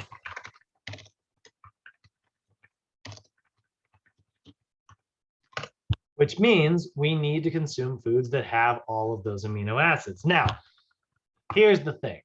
Complete proteins are things like, you're going to see a lot of meat examples here. If an animal's body assembled those proteins, you know that it's going to have all 20 because that's the only thing animal bodies know how to do. They only know how to work with all 20. So like fish muscle, you know, salmon here, chicken muscle, beef, right? All of those are complete proteins right out the gate. So you know you're getting every amino acid. Whey protein, which comes from milk, yogurt, which comes from milk. That's, I don't know what that is. Is that more fish? And then eggs here, right? All of, if it's an animal product, it's guaranteed to be a complete protein. Incomplete proteins, oh, that's not true. Hold on. Incomplete proteins, we've got peanut butter, beans, nuts, vegetables. They have protein in them, but they might be missing 1 or 2 amino acids. By the way, quinoa is one of the very rare examples. That is a complete protein. Quinoa should be over here. Quinoa and soy and like things like tempeh, they're rare examples of like plants that are complete protein. So quinoa totally belongs on the other list. Yeah, tofu, which is made from soy, eggs, quinoa, salmon, all of these actually belong on the complete side. Incomplete, bread, nuts, beans, vegetables. So does that mean that you have to eat meat in order to get all of your complete proteins? Because I said they're essential. No, not necessarily. What's that? I was answering. I said no. Oh, yeah. No, not I realized necessarily. it was rhetorical. Sorry. Yeah, sorry. Yeah, definitely not. No, you can totally, if you eat broccoli and rice, for instance, pair the two together, they fill in each other's gaps. You create a complete protein. Rice and beans, that's the classic example. In fact, actually, let's see here. We call that a complementary protein, and it's where they fill in each other's gaps. And it works like this. This is the chart you always see. If you pair vegetables and nuts, vegetables and grains, or vegetables and legumes, you're getting a complete protein. You pair legumes and veggies, it goes like this. You just pair them all together. As long as you're getting a complex diet. So if you lived on a diet of beans, yeah, you are going to have some protein problems, even though beans are super rich in protein. But a diet of beans and grains, you got a complete protein, you're fine. So vegetarians out there, vegans out there, you do not need to eat meat, but you can, obviously. Like, these are the options, right? All of it sort of works. So how much protein? How many grams? That's the question, right? How many grams of protein do you need per day? So here's the thing, like I said, as long as you are getting enough protein, it kind of works like this. I'm going to draw like a really bad chart here. That's definitely not going to be as accurate as it should be. But like, if you look at like protein consumption, right? We'll say this is, right? So like, if your protein consumption is like really high, and then like, oh wait, actually protein consumption is good. This is why I do not usually draw charts. I'm not good at it. Muscle. You might think that like, the more protein you eat, the larger muscles you're going to build, right? That's so people think that like whoop, right? And then like, or it just keeps going like this, right? Like, it's like, oh, the more consumption of protein, the more muscle I'm building, right? That's not really how it works, Instead, what happens is like, you know, the more protein you consume, the more muscle you're building, and then it kind of caps out.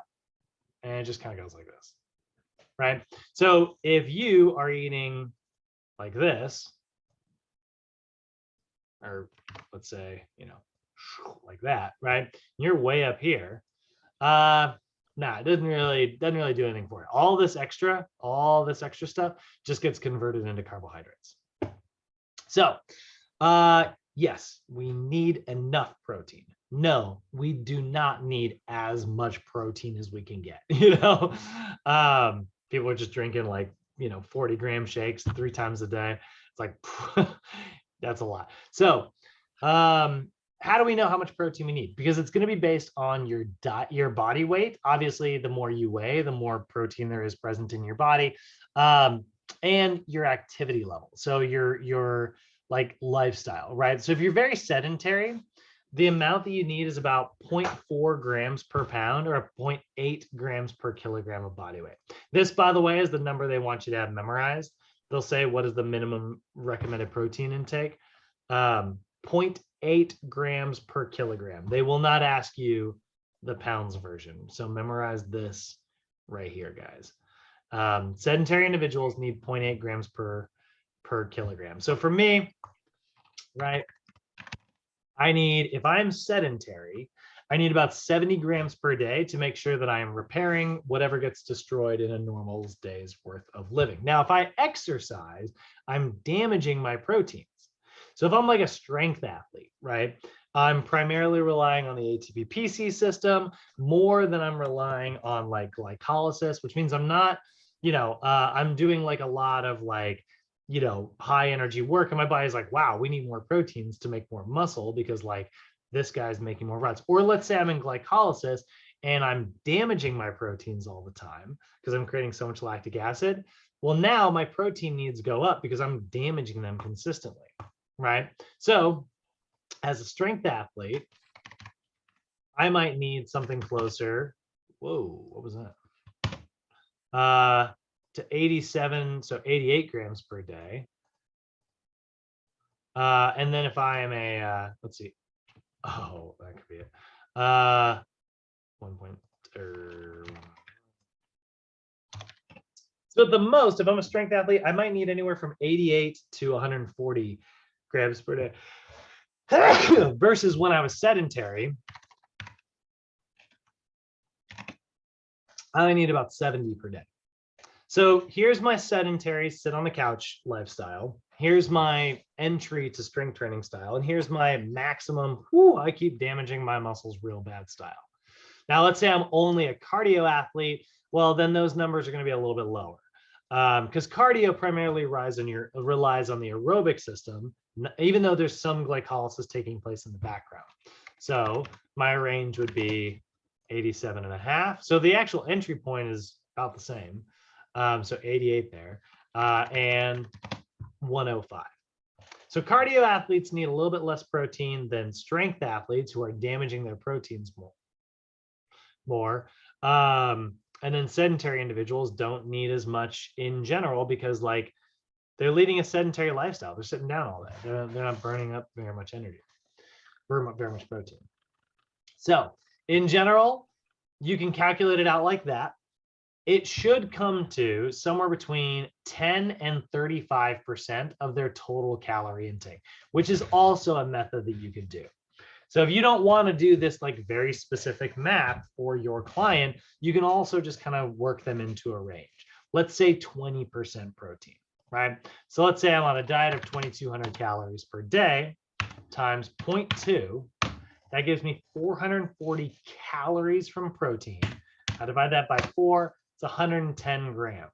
That is right in the middle of what I just said was necessary for me. So both of those methods are pretty good, guys. They do both work. You just kind of got to figure out what method is your favorite. Most personal trainers I see on the internet subscribe to just picking a flat percentage, somewhere between 10 and 35. And 35 is really high. You know, 35 really only applies if like your calorie intake's super, super low, you know? More than 35% often actually causes a lot of problems. Increased urea production. Again, all that extra, your body goes, I have so much extra protein. I don't need all this. Turns into carbohydrates. You're left with all this extra nitrogen, goes into your urine. By the way, your body odor going to get a lot worse that way because you do not just lose urine through your pee. It also comes out in your sweat. Fun fact. Most of sweat is actually urine. Well, that's not true. Most of sweat is water. It can lead to dehydration because all of that takes hydrolysis in order to happen. It does increase your saturated fat, which we know can lead to heart disease. And it decreases your glycogen stores because your body's not storing up carbohydrates for later, which means you're probably going to be cranky at some point during the day when you don't have enough food because your glycogen stores are going to be depleted, your blood sugar is going to drop, and you're going to be a sourpuss. So that is protein in a nutshell. Questions, comments, concerns? How are we all feeling? Cool. Good. Awesome. That's the slowest of the 3 macros. These other ones are a lot easier. All right. So next one we've got carbohydrates, our body's favorite source for energy. You know, when it comes to like muscle and high intensity exercise, carbohydrates are our favorite. We're going to get 4 calories per gram here as well. That is the same as protein, so 4 calories per gram. This should be about 40 to 65% of your total caloric intake. Now this, we do really like a flat percentage method. Like I like to use this method based on the athlete to determine protein intake rather than flat percentage. But when it comes to carbohydrates, flat percentage is great. So again, earlier I used an example of 2,200 calories, right? Times, let's say 0.45, that's 45%. That's 990 calories per day divided by 4, 247 grams. So now I was 110 grams protein, which was 20% intake, right? 0.2, 20%, right? So that is going to be 110 grams of protein per day and 247 grams of carbohydrates. So if I look at that in terms of calories, 247, we'll say 248 just for the sake of argument, times 4, that gives me 992. And then if I look at 110 times 4, that gives me 440. That's 1,432 overall, leaving me 768 calories from fat, which gives me 85 grams, which is about 35% fat. That's actually a pretty high fat diet. I'd probably raise up these carbs. And that's the thing, that's where the math comes in, where it's like, oh, I came up with a weird diet, you know? Now you got to make an adjustment. I mean, that's a very high fat diet. It's not necessarily bad. That actually could be fine. But like, to me, 35% is, you're getting into the higher range on fat there. But that's how I ran those numbers, right? I based this one on 45 to 65%. So if I was like, oh, 35% fat's a lot, I want to get that closer to 25%, I raise my carbohydrates by 10%. I go 55% intake instead. This is where you need to be kind of flexible with your numbers.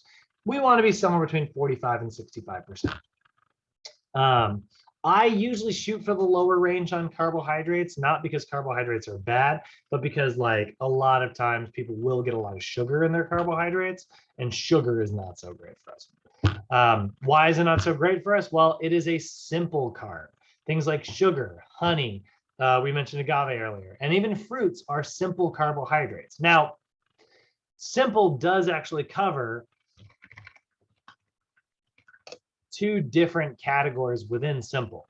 There are single sugar molecules and double sugar molecules.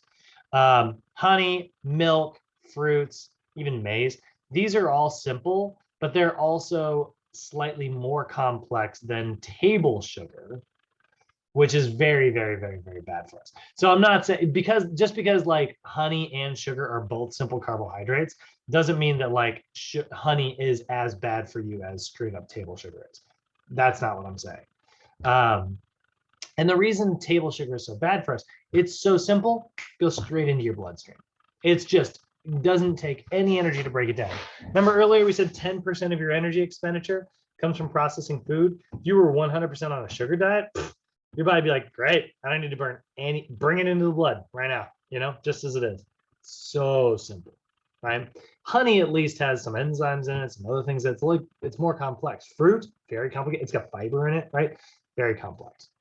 But then we got the really complex carbs, like your starches, pastas, potatoes, rice, things like that. And then whole grains, actually, that was the pasta, sorry. Whole grains like pastas, breads, things like that. Those are complex carbs. The more complicated something is, the more energy your body has to expend in order to process it. And the slower it is able to enter your bloodstream. If it's really simple, go straight into your blood. If it's really complex, it takes a little while to learn how to break it down. So we want to not spike our blood sugar levels. We want to bring it in generally slowly. And then there's fiber, which is like complex carbs turned up to 100. Fiber is even more complicated. In fact, it's so complicated, your body can't break it down.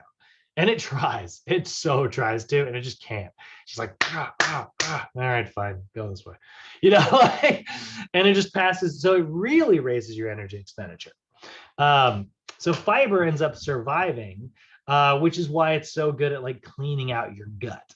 We don't want to leave anything sitting in our gut to give bacteria a reason to live. You know, we want to grab all that stuff and pull it through our body.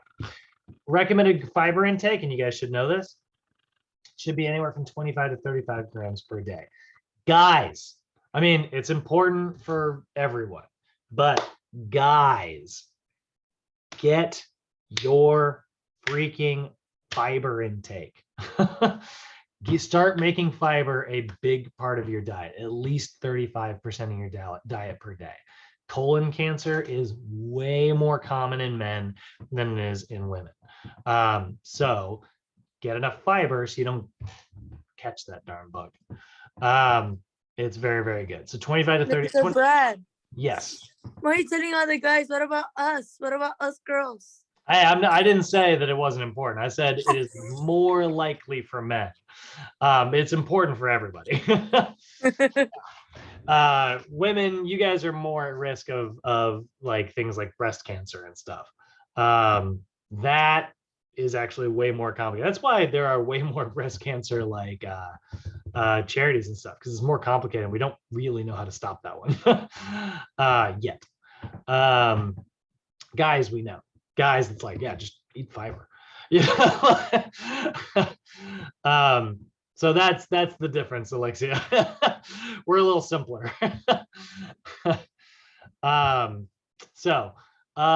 Those are fiber. Fiber is so good, guys. And it, by the way, it lowers your risk of heart disease, and it lowers your risk of certain types of, a lot of different types of cancer. So everyone should get their fiber intake. But women, you guys only need about 25 grams per day. Men, we need about 35 grams per day. Also, women weigh less. That's also why this is lower.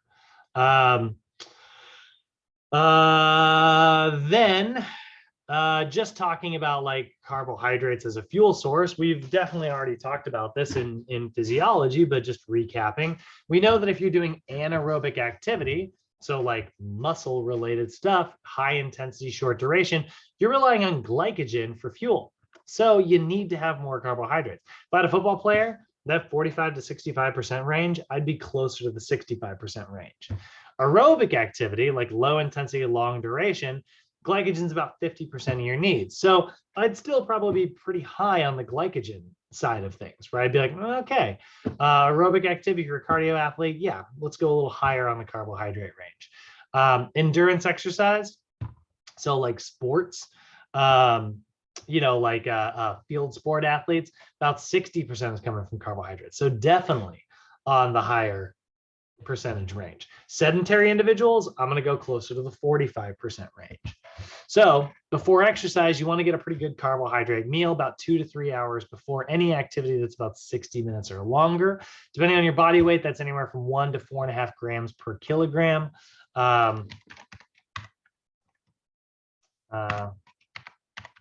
So for me, I need about 357 grams worth of carbohydrates per day on physically active days. That's about 1,400 calories worth. It's a high amount. But It's going to work really, really well. So smaller meals and things that are high in carbohydrates can be very helpful. Gatorade, it's sugar, but it is full of carbohydrates. So if you're doing it in the middle of a game, you're probably fine. We're not worried about sugar as long as you're being physically active at the time. Sugar when you're sedentary, terrible.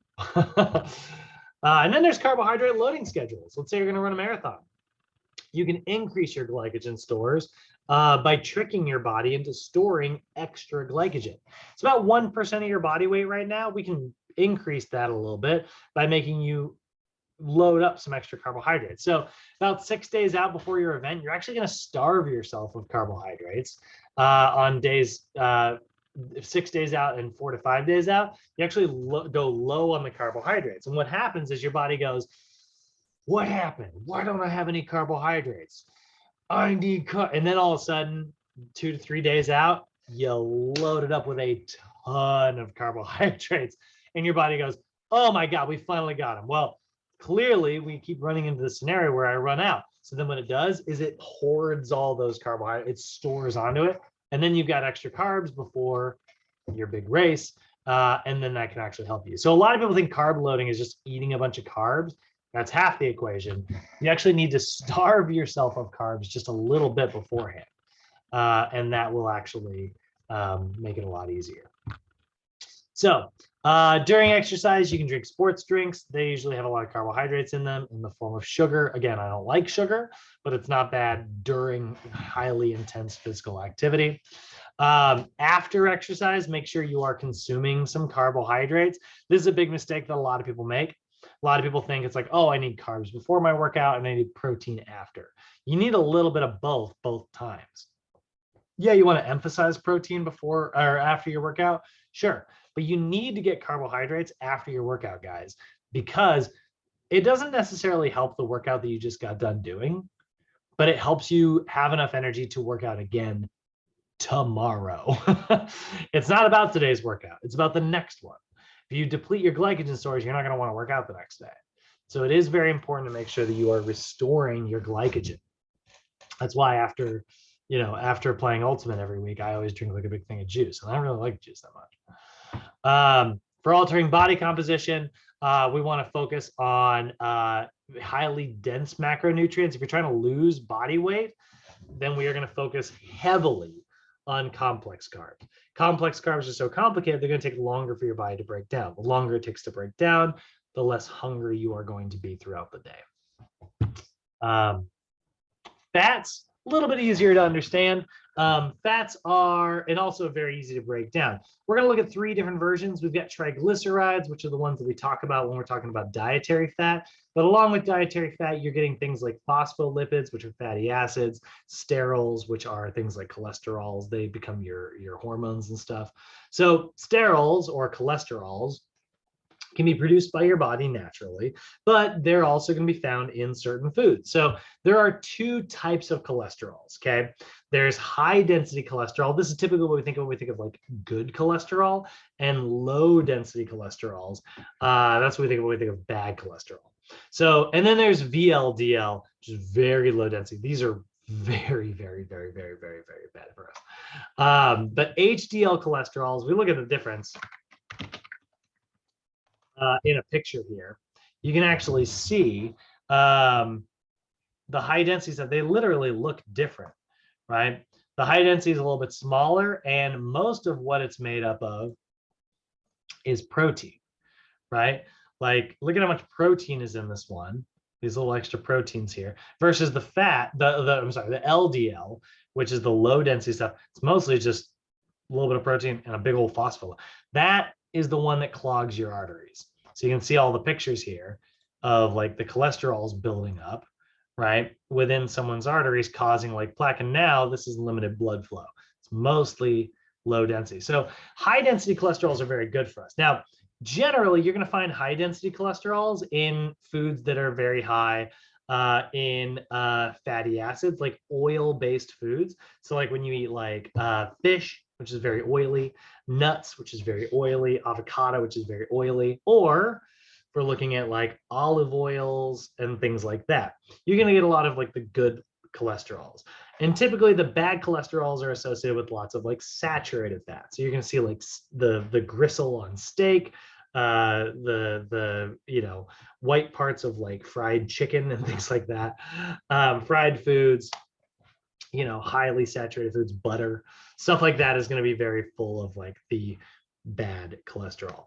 And those are just low density. Now, if you have a good amount of high density coming in, your body will sort of clean off that low density of the walls. You can also increase your high density by consuming lots of fiber in your diet, going back to carbohydrates, because fiber gets converted in your large intestine into little fatty acid chains, and then it enters your bloodstream, raising your good cholesterol. And that's why Cheerios gets to say, hey, we lower cholesterol because it's got fiber in it. Lowers cholesterol, lowers the LDL cholesterol because it makes the HDL cholesterol. Sort of. For the record, Cheerios is really low in fiber compared to like an actual fiber like cereal. Then we've got our triglycerides. These are often the ones we think of. These are the differences between like saturated fats and unsaturated fats, right? So unsaturated fats are usually, like I said, they're found with like the good cholesterols. These are either mono or polyunsaturated. Olive oils, nuts, all the oil stuff. It's liquid at room temperature. It's one of the ways you can tell the difference. Saturated fats are typically solid at room temperature, and they're usually associated with like animal proteins. So you really don't see heart disease in like vegetarian diets, primarily because they are bringing in, plenty of really, really, really healthy fats. And those really healthy fats are definitely filled with like these unsaturated and like HDL dense, like really good sources of fat. And that's where like a lot of like, people who are on like carnivore diets, it's a lot of saturated fat. I don't think it's very good for your heart, personally. Or if you're just on like, an omnivore sort of standard diet, we know that like heart disease still does happen. And it would happen less if we got a lot of like better fats. There's a lot that, omnivores can learn from vegetarians, especially when it comes to fat intake. Lipids, by the way, fats, doesn't matter what type it is, it's going to give you 9 calories per gram. The other nice thing about fat in your diet is it also helps transport vitamins A, D, E, and K. Those are your 4 fat-soluble vitamins. We'll talk more about vitamins in the next course, but we actually move those around thanks to the fat in our diet. So you can also become vitamin deficient if you don't have enough healthy fat in your diet. Wouldn't think that would happen, right? But like fat is super necessary there. This should be about 20 to 35% of your total calorie intake. That number is going to be a little bit lower for athletes, only because athletes need so many more carbohydrates. But generally say 20 to 35%. So mine landed on 35% at first. I thought that was a little high, so I raised my carbs up a little bit, dropped my fat down, left the protein the same, So that's your general lipid recommendation, okay? Other nice thing about fats is that fats are highly associated with, number one, making food taste awesome. So it's easier to stick to a diet. This is one of the reasons why keto has been so successful. People are like, I get to eat bacon every day. It's people like, diets that have like plenty of fat in them, and they're very satisfying. And then they also actually have like a lot of MCTs in them. Those are medium chain triglycerides. You'll find those in like coconut oils and things like that, which are really good sources of fuel, and tell your body, oh, we don't need to rely on carbohydrates. We can rely on this other source of fuel here. And then it doesn't give you any hunger cravings. So your diet tends to be a little bit easier to stick to. So that's one of the reasons why keto has been so successful. Lastly, we've got water. Now, this is actually, I'm going to change. In fact, I'm going to change it. I usually don't change NASM slides, but it's been forever and it's time to update this darn thing. So our recommendations for water is going to be 3.7 liters per day for men, and 2.7 liters per day for women. Again, women are getting a little bit less because lighter body weight, right? There's less body weight. These are general, by the way. If you are heavier, if you're like, more overweight, more obese, guess what? You need even more water. I have a question in regards to water. When I did skincare, what we were told to tell people, or what we were taught to tell people to stay hydrated, was you take your weight divided by half, and that's how many ounces of water you should be taking. But that, of course, is based on a diet that has no caffeine in it. I was told that for caffeine, you would have to take 1 cup of water to dilute 1 ounce of caffeine. Is that yeah, That's too yeah. much. So, is that anything that you would find truth in? I am gonna have a really hard time converting those numbers because we're going from ounces to liters. I don't know. I mean, but would you say it would be healthy to say you take your weight and divide it by half? That's the thing. I don't know. Let's see here. I mean, because basically, if I'm 120 pounds, I would be telling somebody to at least have 60 ounces of water. So that's 87.5 for me. Yeah, holy crap. Yeah, it's really close. Okay. I mean, it's 2.6 essentially instead of, oh, no, sorry, that's actually pretty low. Sorry, Really? I was Okay. thinking of the women's number. Yeah, it's a little low. Okay. Yeah. We want it to be anywhere from 3.7 for men and 2.7. Here's the thing though, Arlene, like the true story, and I'll show a video on this. Mhm. The amount of water is the amount that keeps you healthy. Some people you could have like a very high veggie diet and you're getting a lot of water, so and then like you could live in an area where you're not evaporating water because it's very cold all the time. You can live in an area there where it's very hot and you're losing water constantly all day. The water recommendations that are out there are honestly, in my opinion, kind of bunk. I think pay attention to your urine color. If it looks like a really light colored lemonade, you're right where you need to be. What's that, David? When people are dehydrated, and this is from my experience, like when you're dehydrated, your pee kind of smells like chicken broth or like maruchan, the shrimp one. Kind of smells like that. Interesting. I don't know anything about this. That's so funny. I don't know anything about the smell. I do know the color is a big deal. Like I'll have this in one of our slides. Generally, you want to be right about here. Okay. If it's brown, you're in trouble. But here's the thing, that gets screwed up if you take a multivitamin. Yeah. All of a sudden it's like it looks like the Hulk's pee. It's like fluorescent, green almost. Yeah. So I don't know. The water recommendations are pretty, but I do know this. The number I need you to have memorized to pass your test.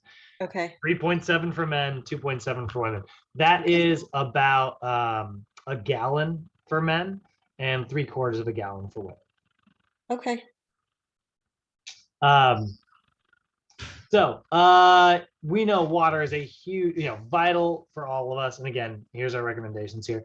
It's about 60% of your body weight. If you lose 2% of your body weight between like one place and another, we know that it starts to like decrease your performance. This is one of the reasons why, if you've ever watched anything for like the Ironman triathlons, which is like, 2-mile swim followed by a 100-mile bike ride followed by a marathon, 26-mile run, all in one day. They actually will stop you in several sections. They stop people and they weigh them between certain check stations. And if your body weight drops too rapidly, they pull you out of the race. So you have to stay hydrated. If they notice that you're losing body weight too quickly, they know that you're dehydrated and it can shut your kidneys down. Oh, okay. So it will literally drop you out of a race. They do that in like the Death Valley Marathon out here as well. Very, very, very, very important to make sure that you're staying hydrated. I think it's if you lose 5% body weight between check stations, they pull you out. Don't quote me on that, but I think that's what it is.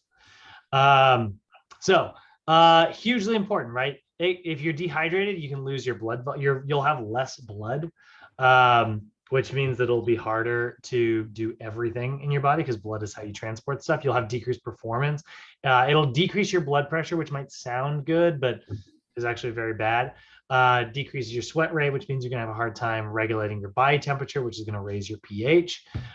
Your perceived exertion will be higher, and then your heart rate will increase because your cardiac output goes down.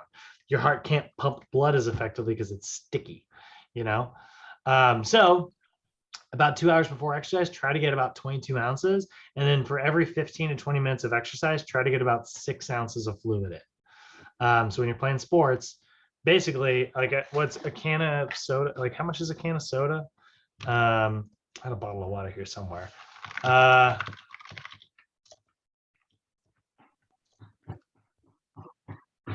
12 ounces. So about a half a can to a full can of soda's worth of water, not soda, every 15 to 20 minutes.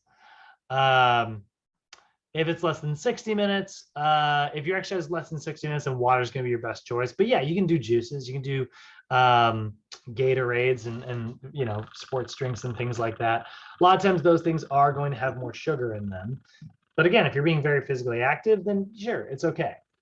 For fat loss too, by the way, guys, remember fat loss requires hydrolysis to catabolically break down the fat molecules, right? So if you want to make your fat loss routine more effective, you need to be drinking plenty of water. You don't drink enough water, it's not going to happen. So this is where, and this, here you go, Arlene, 9 to 13 cups per day. Okay. But again, like a cup is so hard to measure, you know, because everyone's like, what about, you know, what about my coffee cup? And it's like, you know, like everybody's got so many different definitions. So here at the end are some general tips and myths that I want to kill before today's lesson is over. Altering body mass. If you're trying to gain lean body mass, generally we recommend small meals throughout the day. Why? Not because it stokes your metabolism. That is not how metabolism works. We recommend small meals throughout the day because it just makes sure that you're getting an even protein distribution and you're less likely to fall off your diet. Now, myths. Do carbohydrates make you fat? No. Excesses in calories and sedentary lifestyles is what makes us fat. Does eating at night make you fat? No, doesn't matter. Doesn't matter when you eat the stuff, guys. It really doesn't. The only thing that may be bad about eating at night is sometimes it gets your brain really active. So when you're sleeping, you'll be a little more fit, like more fitful. You won't be as like restful while you're sleeping, which means you might not get very restful sleep. But in terms of like calorie intake, that's all the same. Question about that. What's that? Growing up, we weren't allowed to eat after 7. Yeah. And is that, I mean, truly, we were told because your body needs a break. Does your system need a break? No, it's fine. Okay. Okay. No, it's a really common myth though. But like I said, it does sometimes keep your brain awake. You'll have like wacky dreams, which could cause you to even wake up. And if you wake up, well, now you kind of screwed up your sleep cycle. And you might not feel as rested the next day, which can sometimes decrease performance. But in terms of like how much does that really affect you in life? Very little. Okay. You know? Now I will say people who tend to have the habit of eating at night do actually sometimes struggle with it. They do see a correlation between people who eat at night regularly and like being overweight. So now you're like, that's the opposite of what you just said. You said it didn't matter. No, right? I can see that because of mindless eating, you know? Exactly. Yeah. Yeah. So they find that like people who eat at night don't consider what they're eating, and then they get way more calories than they think. So it's a calorie problem, not a timing problem. Yeah. Okay. But it's easy to misinterpret, you know? That's all nutrition is. And we're honestly, whenever I'm giving nutrition advice, I'm just helping people interpret it properly. It's like everybody's got like the pieces there, and then they're just drawing the wrong conclusions. Which is better, low fat or low carb? Neither. It's going to come down to calories. Can I eat whatever I want as long as I exercise? Can I out exercise a bad diet? Definitely not. A lot of people think they can. If you're a marathoner, maybe. you know, because that's a lot, but not really, you know. And then what about starvation diets? Can I go on a super low calorie diet? Won't that fix all my problems? Honestly, starvation diets are really, really dangerous. They can give you increased risk of malnutrition because, like, when you reduce calories, guess what? You're reducing proteins, fats, carbs, vitamins, minerals, water. Maybe not water, but like you're losing all of them. It can cause you to be cranky. I know that I get cranky if I don't have enough calories. And it can even cause gallstones because your body keeps producing bile and doesn't have any reason to use it. So then, like, minerals start building up, and then they all start forming together, and then suddenly you get a rock in your gallbladder, and you got to get your gallbladder removed. People who yo-yo diet often get gallstones.